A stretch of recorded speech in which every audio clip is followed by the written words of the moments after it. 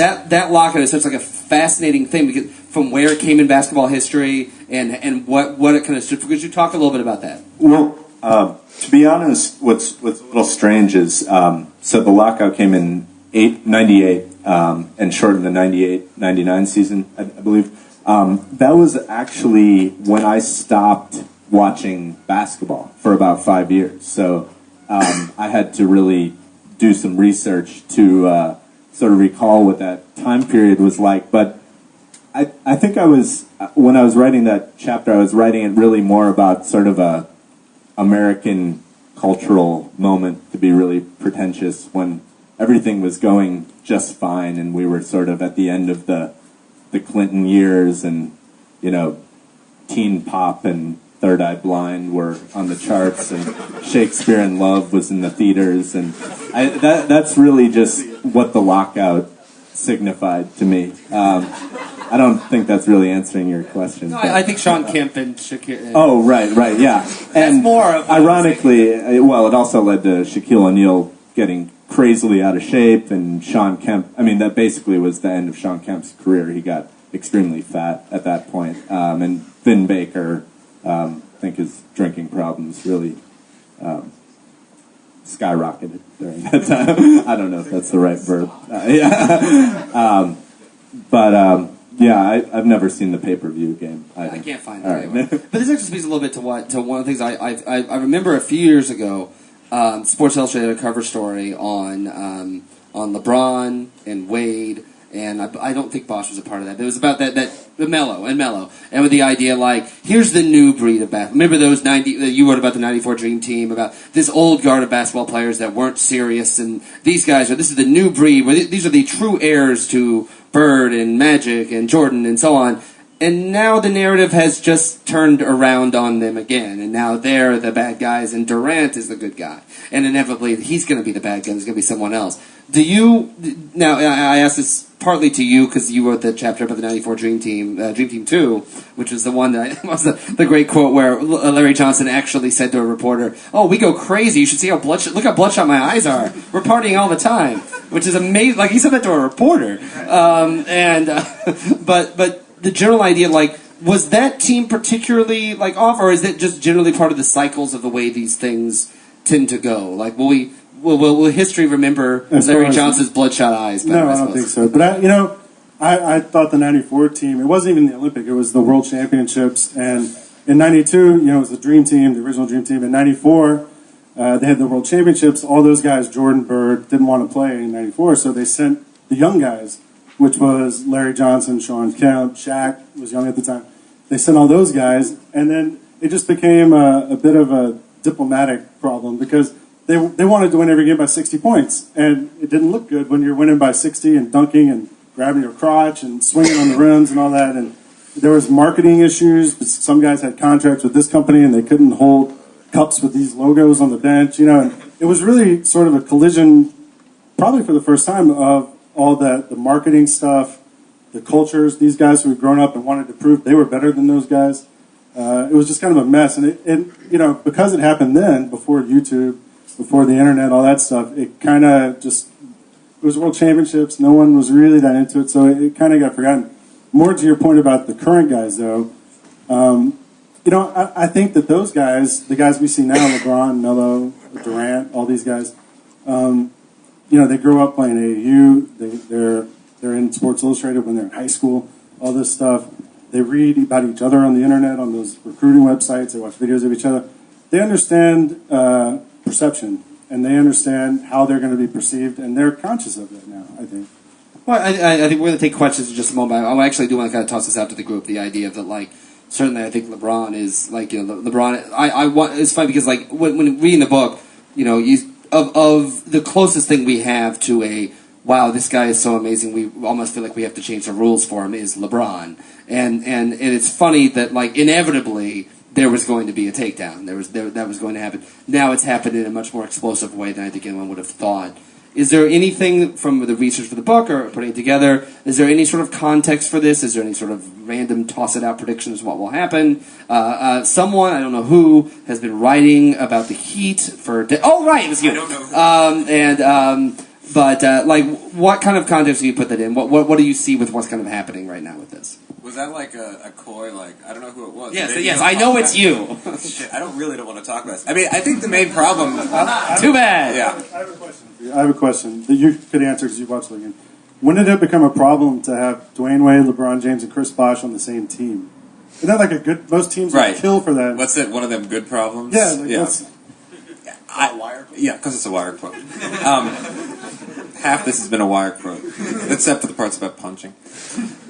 You know, I think the funny thing about the Heat situation is both the need on the part of the public to find someone/anyone accountable, and because of the almost like unfathomable weirdness of the situation, how much trouble people are having finding a suitable account for what's happening. Because it's not just that, they're not crashing and burning in some sort of, they yell at each other all the time and hate each other's guts kind of way. It really isn't this, contest between two ball hogs like a lot of people suggested. I forgot who wrote this, they just look like they don't really know each other that well and are figuring out what to do. And then they have some very mundane problems like no point guard, no big man. And again, though, you would think that having three of the best players in the world on your team would allow you to, both three guys who know each other well, who've played together, who have a relationship that goes back years, would allow you to circumvent, problems like, who's going to play point guard? I mean, that's something that, like, your high school basketball team worries about. That's not, like, something you worry about when you have LeBron James and Dwayne Wade on your team. But, people want to blame the coach, but that doesn't really work because supposedly the players are controlling the team, but then the players aren't playing well enough, so whose fault is that? It must be Pat Riley's fault, but because he's trying... I mean... Notice that just turned into me going like this a lot and hoping I could like hypnotize you so you would stop listening to me because I have no fucking clue what's going on with Miami. And the worst thing is they're not even spectacularly bad. They're like flashes of brilliance, and for the most part they're just a total drag. I guess my real question is specifically with LeBron. My real question is specifically with LeBron. The idea that like one thing you have seen, this completely refutes my first question, is the idea of the like, particularly now, is the idea that you see people being built up and taken down. You see this in not just basketball. Like, is this like, is this something you saw in narratives of other guys? Is taking down LeBron almost are just trying to rationalize like he's too good, or we don't want him to be that great, or is there any idea like? I guess that's what I'm. I'm going to say one word, and then I'll kick this to Eric because he said he wanted to say something about this. I think Will is the closest thing you have to LeBron in that sense. The end. More than one word. You can talk about it. He said one name. Oh, one name. So, in terms of the era issue, this is on, right? In the era issue, I think what's interesting is there was kind of this expectation that you have the Jordan era, then you kind of have this era that's in between there, and we don't really know who all the best guys are, and so on. And then after that, we'd get this era where you'd have LeBron and Wade and all of them. And the transitional guy, I think, was supposed to be Kobe there. But over time, I think he's become the player that's really defined, like, the last, 15 years or so. And it looks like they're going to be pretty good for at least the next 2 years. So I think what's interesting is that we have this expectation of how history is really going to go. And it can change pretty easily. Like, if the Grizzlies hadn't traded Gasol in 08, like, what happens then? And I think it just kind of hinged on this one moment.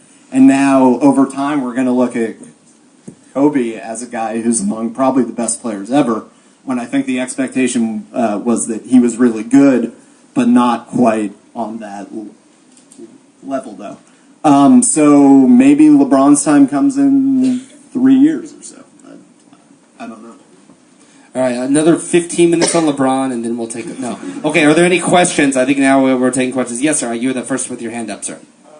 I wanted to know why you all were attracted to the culture surrounding basketball as opposed to most kids grow up, their first sport is baseball. A lot of people like football, but the book really focuses upon the color that surrounds the evolution of the game, which I found very appealing. Should I repeat the question? Did everybody hear that? And so I just want to know what some of them, what I attracted guess I them. can't hear them either. The general question is, what was it about basketball growing up that particularly inspired you guys into the game, as opposed to, I guess, kids liking baseball or football? This or is the first hockey? time. Tonight's the first time I've met somebody. This is an excellent. I'm curious about this. Is this the first? How often have you guys been together? I'm the only one who knows everyone. You're the only one who knows Nathaniel everyone. knows everyone. So there were people from Freedarko meeting each other tonight. Yeah. Awesome. That's why everyone's so dumbstruck.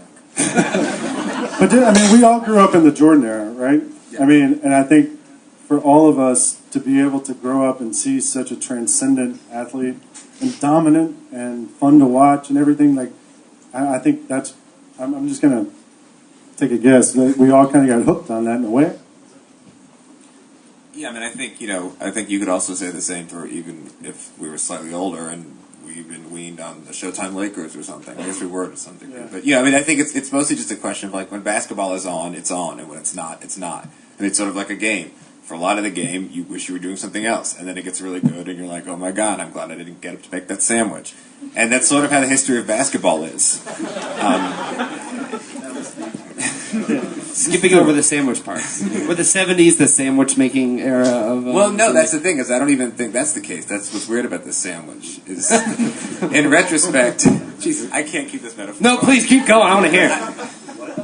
Well, I was going to have it... The early Knicks or the mayo. I was going to have it be like a party sub, where you chop it up into different parts, but that's not really a sandwich. That's more like the world's biggest enchilada, where they just took the... No, did you see the world's biggest enchilada that they made? Yes. That was not a fucking enchilada. It was like a huge tortilla and a bunch of glop, and like 89 people rolled it over 3 times, and they all like went like this. Enchilada! Right. What do you think an enchilada is? An enchilada is to fit in a casserole. So the answer to your question is Jordan. Okay, next question. Yes, sir. Basketball, the NBA specifically, doesn't have a lot of parity. Much less parity, much less so than football. Is that a problem for you guys? Do you think that's a good thing? Parity is in teams being like very Yeah, even, as in like, because I have a friend who doesn't watch a lot of basketball, and he complains that the Lakers and the Celtics, dominate every year, and occasionally you have the Spurs or whatever, but you don't have a lot of. You were saying you were a Wolves fan. I mean, does it bother you that you're a Wolves fan and then your team is bad? Well, no. It doesn't bother me that I'm a Timberwolves fan. But I thought a lot about the parity issue, actually. This is actually Bill James's argument against basketball. Bill James is the famous baseball statistician, that the NBA is not indeterminate enough. And the great thing about baseball, I guess, is that you can have the Rockies all of a sudden make the World Series, or the Devil Rays out of nowhere. But then sometimes amazing things happen, like the Golden State Warriors as an 8th seed beat the Dallas Mavericks as a 1st seed, and that makes it more spectacular. Or there's something about there's a real brotherhood of NBA fans, I think, who really cling to these teams, like I think this year the Timberwolves, and these kind of league pass favorites. Or which website was, I don't know, maybe Shoals started this or something. I can't keep track of everything he's writing, but these teams that, for a while, I think we were all really big on the Atlanta Hawks. We were into their old stuff. But I mean, that's seriously sort of the appeal of basketball, that you can have these teams that they're not going to make the finals, or maybe they're not even going to make the playoffs, but I think we appreciate this underdog aspect to basketball, that that there's the clear Lakers, Celtics, Magic, and sort of everybody else.